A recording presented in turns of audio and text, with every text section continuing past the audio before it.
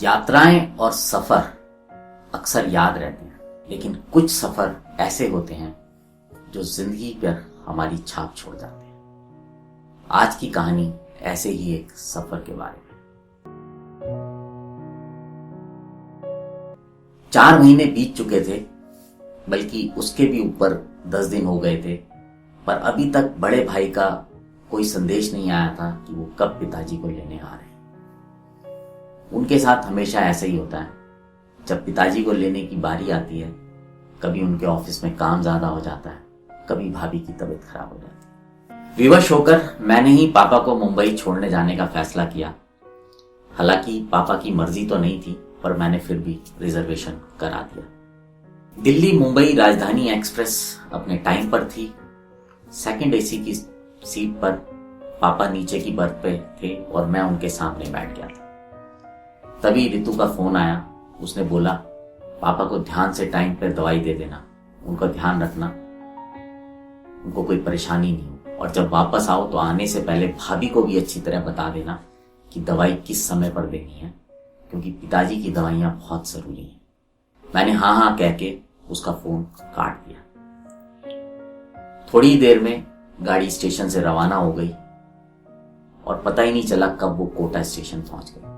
जब कोटा पहुंची तो वहां थोड़ी सी हलचल हुई गाड़ी में, और तभी कंपार्टमेंट का दरवाजा खुला और मुझे बड़ी हैरानी हुई देख के कि मेरे स्कूल के दिनों का सहपाठी शंकर डब्बे में आया और उसके साथ उसकी माताजी भी थी। शंकर बहुत ही होनहार विद्यार्थी था स्कूल के दिनों से।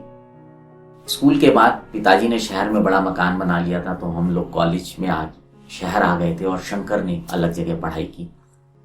शंकर एक क्लरिकल पोस्ट पे था और मैं एक अधिकारी बन चुका था। शंकर ने अपनी वृद्ध मां को साइड की सीट पर लेटा दिया और उसके करीब ही बैठ गया।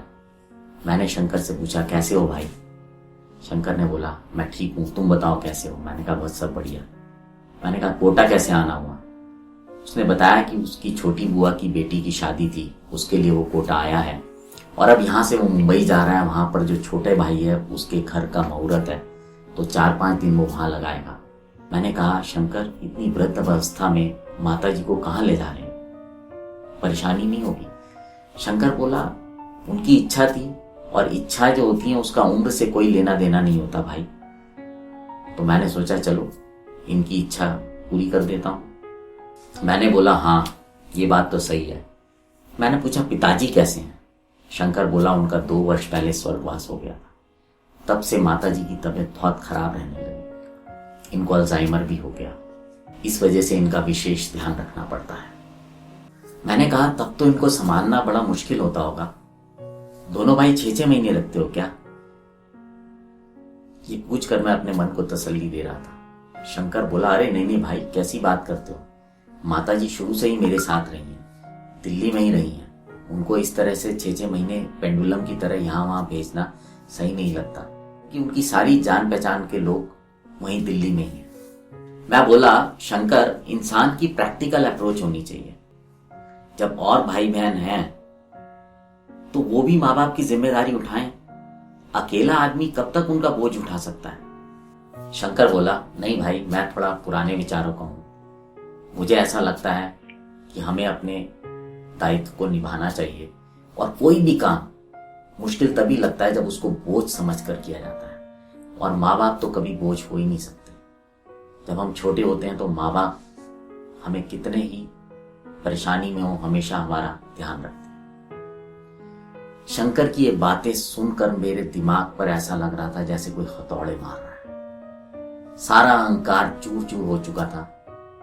मुझे ऐसा लग रहा था कि प्रशासनिक अधिकारी बनने के लिए मैंने जो भी पढ़ाई की वो सिर्फ किताबों तक ही रह गई। मैं अपनी जिंदगी को समझ ही नहीं पाया। खैर, रात हो गई, हम लोग अपनी बर्थ पे लेटकर सोने लगे, पर मुझे आज नींद नहीं आ रही थी।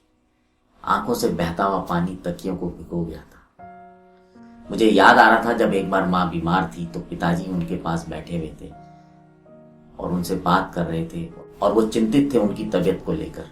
तो माँ उनको कह रही थी, तुम परेशान मत हो, जो आया है उसको तो एक दिन जाना ही है। मेरे बच्चे हैं, ये तुम्हारा ध्यान रखेंगे, तुम चिंता मत करो। और इस बात के 5 दिन बाद ही माँ का देहांत हो गया था। और ये बात मुझे बार बार याद आ रही थी। मुझे ऐसा लग रहा था कि माँ क्या सोच रही होगी। थोड़ी थोड़ी देर में मैं देख रहा था कि शंकर की अम्मा उसको आवाज लगा रही थी और वो बिल्कुल ऐसे उठता था जैसे कि एकदम तरोताजा है। उसके चेहरे पे कोई शिकन नहीं होती थी।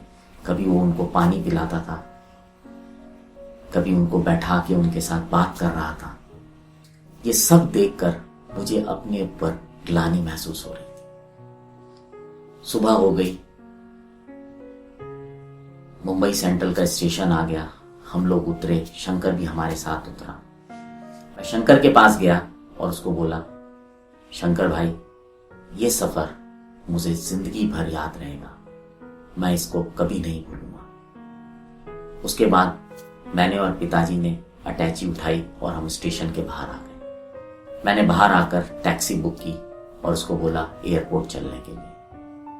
पिताजी मेरी शक्ल देखने लग गए। उन्होंने बोला एयरपोर्ट? एयरपोर्ट किस लिए जाना? मैंने कहा पापा, अब आप हमेशा मेरे साथ ही रहेंगे, दिल्ली में ही रहेंगे। इस कहानी को सुनने से ज्यादा समझना जरूरी है। अब आपसे विदा लेता हूं, फिर अगले हफ्ते आपके पास आऊंगा किसी नई कहानी, किस्से के साथ। तब तक बने रहें रेडियो द्वारका के साथ।